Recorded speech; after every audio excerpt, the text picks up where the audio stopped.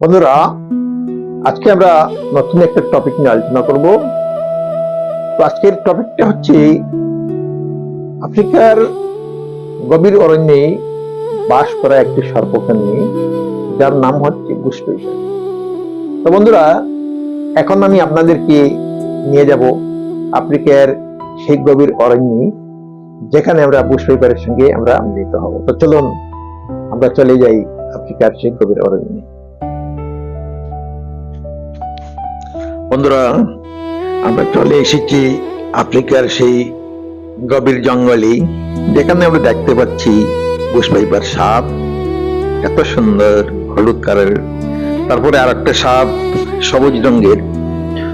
তো এই ধরনের সাপ, বুশমেকার সাপ বিভিন্ন কালারের হয়ে থাকে, লাল, হলুদ, সবুজ, নীল। কোন কোন সময় এমনও হয় যে কয়েক ধরনের কালার একটার মধ্যে থাকে, লাল, সবুজ, নীল মিলিয়ে বিভিন্ন কালারের হয় আর কি।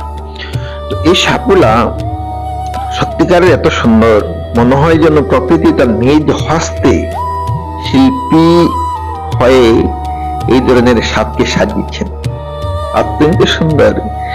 এই ধরনের সাপগুলাকে যখন দেখা হয় তো চোখ সরানো যায় না, মনে হয় যেন শুধু তাকিয়ে থাকবো আর কি, এত সুন্দর সাপ। তো এরা ডুব জল, গাছের পাতা, বিভিন্ন ফলকে কেন্দ্র করে এরা লুকিয়ে থাকে তাদের খাদ্য অন্বেষণের জন্য। যখনই তারা খাদ্যের অন্বেষণ পায় সঙ্গে সঙ্গে তারা শিকার করতে থাকে।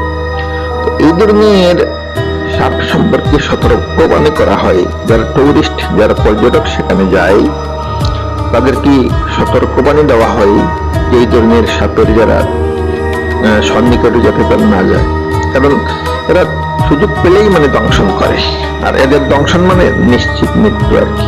সঙ্গে সঙ্গে মানুষের মৃত্যু ছাড়ার কোনো গতি থাকে না আর কি। তো এখানে দেখতে পাচ্ছেন জুপের মধ্যে আলো হতে যাচ্ছে। তো এই ধরনের সাপের লেন্থ ম্যাক্সিমাম 80 সেন্টিমিটার হয়ে থাকে, 1 মিটার থেকে একটু কম আর কি। তো এই সাপগুলা আফ্রিকার বিভিন্ন দেশের মধ্যে পাওয়া যায়, বিশেষ করে সেন্ট্রাল আফ্রিকা এবং ওয়েস্ট আফ্রিকার বিভিন্ন দেশ, যেমন Congo, Uganda, Kenya, Tanzania, Ghana, Nigeria, Cameroon, এই সমস্ত দেশে পাওয়া যায়। এছাড়া বন্ধুরা, এই ধরনের সাপ বিশ্বের অন্যান্য দেশে দেখা যায় না, কারণ আমাদের দেশ হোক অথবা এশিয়া মহাদেশে এই ধরনের সাপ খুব রেয়ার মেটাবে, পাওয়া যায় না। তো এই সাপের বিশেষত্ব হচ্ছে এরা সত্যিকারের অত্যন্ত সুন্দর, এদেরকে দেখলে শুধু দেখতে ইচ্ছা করে, কিন্তু এরা এত ভয়ঙ্কর। তো আমরা শুনে থাকি যে শুধু সুন্দর হলে হয় না, গুণ থাকতে হয়, কিন্তু এদের মধ্যে